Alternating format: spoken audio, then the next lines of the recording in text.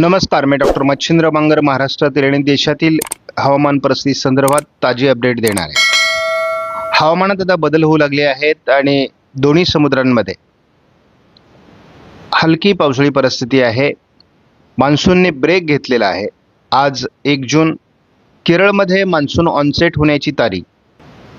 महाराष्ट्रातील मान्सून ज्या भागात आला आहे त्या ठिकाणी हलक्या सरी मधून होतील, परंतु एकूण महाराष्ट्रामध्ये आता मान्सूनने आणि खास करून पावसाने ब्रेक घेतला आहे। IMDच्या वेबसाईटला जर बघितलं तर 29 तारखेनंतर मान्सूनची कोणतीही प्रगती झालेली नाही आहे आणि याचं मुख्य कारण मान्सूनने ब्रेक घेतलेला आहे।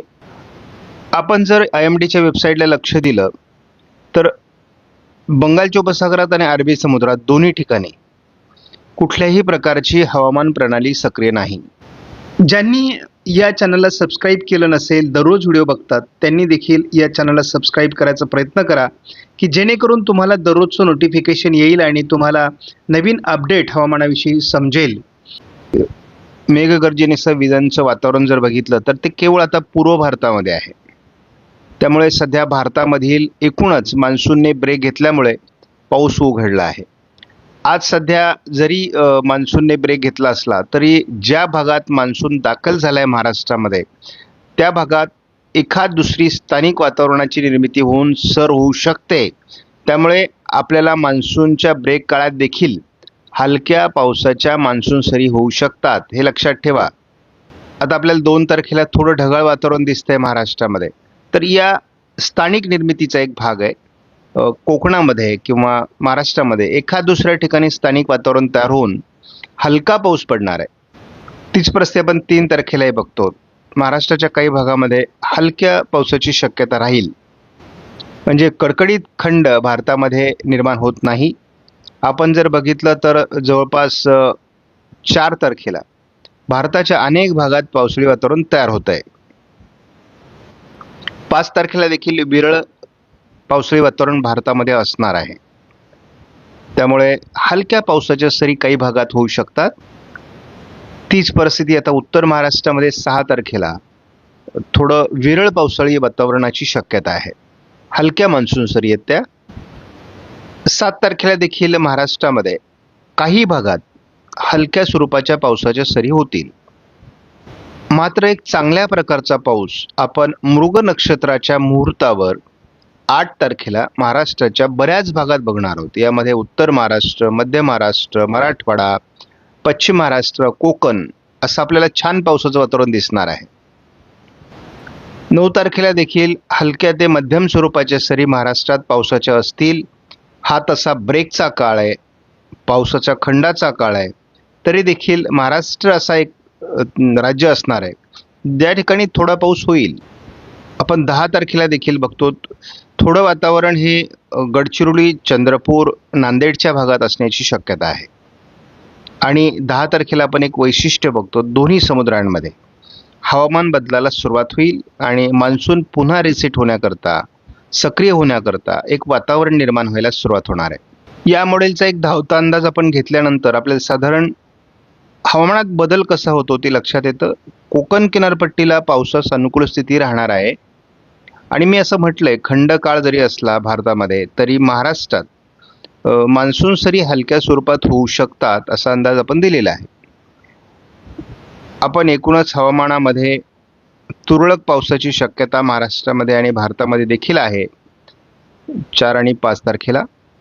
8 तारखेला मात्र महाराष्ट्रामध्ये चांगला पाऊस होणं अपेक्षित आहे, कारण या दिवशी मृग नक्षत्राचा आरंभ आहे आणि आपण हवामानात बदल जो होतोय तो 10-11 तारखेपासून सुरू होतोय।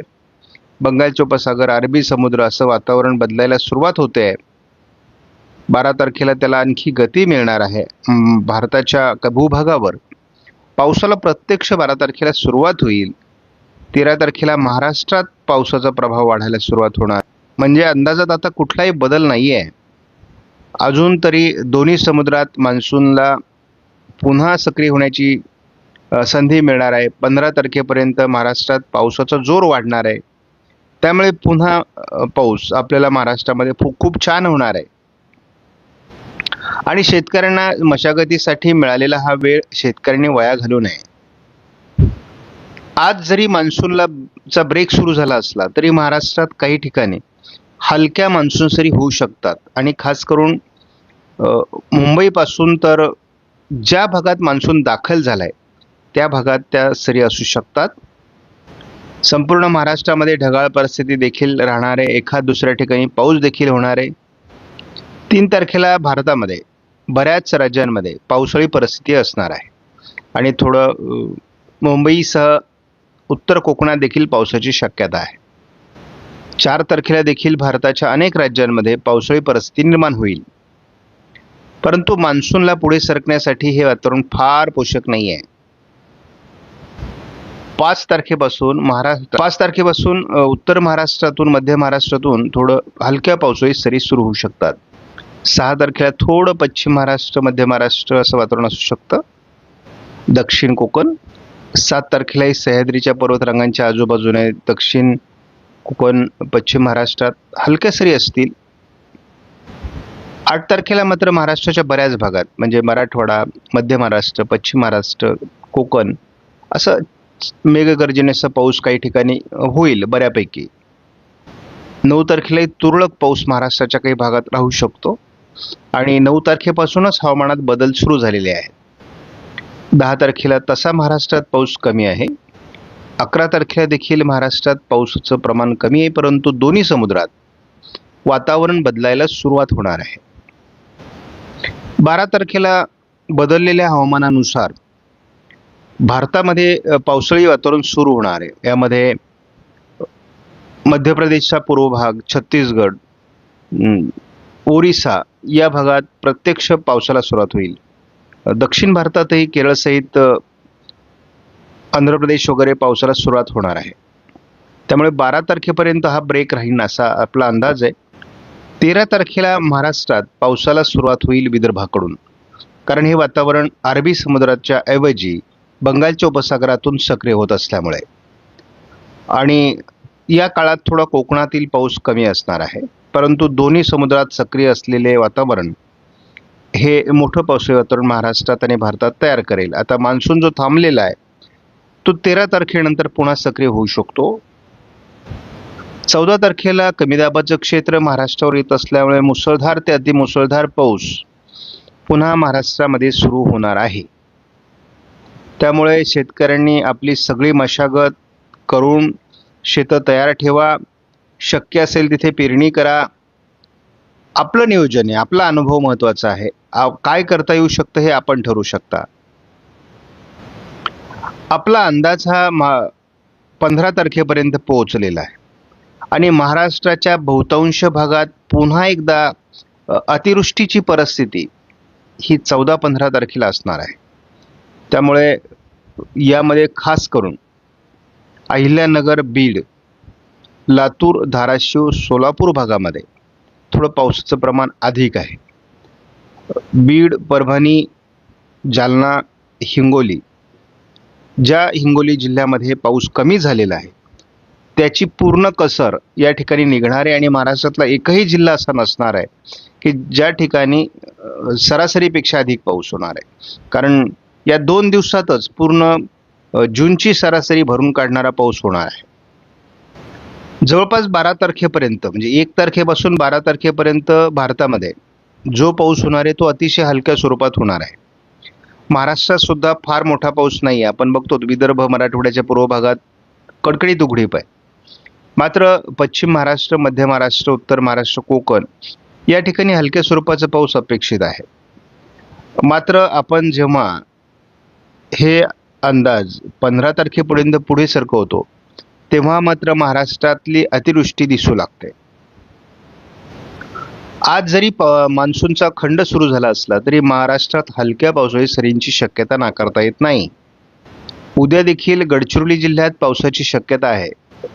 नाशिक, धुळे, जळगाव, छत्रपती संभाजीनगर, अहिल्यानगर आणि काही बीडच्या भागात, धाराशिवच्या भागामध्ये 5 तारखेला पावसाची शक्यता आहे. 6 तारखेला देखील महाराष्ट्रात पावसाची शक्यता आहे. कोकण, अहिल्यानगर, बीड, पुणे, सातारा, सोलापूर, लातूर, धाराशिव या जिल्ह्यांमध्ये पाऊस होणार आहे. कोकणात मान्सून सरी 7 तारखेला असतील. थोडं नाशिक विभागात आणि सातारा, सांगली भागातही असू शकतात. मी यापूर्वी सांगितल्याप्रमाणे महाराष्ट्रामध्ये मृग नक्षत्राच्या मुहूर्तावर अनेक जिल्ह्यांमध्ये मध्यम ते जोरदार मान्सून सरी होणार आहेत. 9 तारखेला महाराष्ट्राच्या काही भागात पावसाळी वातावरण असेल. भारतामध्ये 13 तारखेपासून हवामान बदल होईल. आपण सांगितलेलं की भारतामध्ये 12 तारखेपर्यंत मान्सून ब्रेक आहे. त्यानंतर एक पहिला कमी दाब विशाखापट्टणम कडून तयार होईल आणि तो भारतावर परिणाम करायला सुरुवात करेल. त्यामुळे 13 तारखेपासून आपण पुढे जर सातत्याने अंदाज बघायला सुरुवात केली तर याचं सगळ्यात जास्त प्रेम हे महाराष्ट्रावरच आहे. सर्वाधिक महाराष्ट्र या राज्यातच पाऊस जास्त राहील असं दिसतंय. महाराष्ट्रात या काळात देखील 14-15ला अतिवृष्टी करणारा पाऊस पडू शकतो, म्हणजे मुसळधार पावसाची हजेरी लागू शकते असा अंदाज आहे. विशेष म्हणजे हे सर्वच जिल्ह्यांमध्ये आहे. कालपासून आपण या अंदाजावर लक्ष केंद्रित केलंय. पावसाचा खंड या बाबीवर खूप बातम्या जात आहेत, पण पुन्हा सक्रिय होणाऱ्या मान्सूनवर बातम्या जाणं आवश्यक आहे, कारण शेतकऱ्यांना सावध होण्याची संधी त्या निमित्ताने मिळणार आहे. त्यामुळे 13, 14, 15 महाराष्ट्रात पावसाची हजेरी पुन्हा सुरू होणार आहे.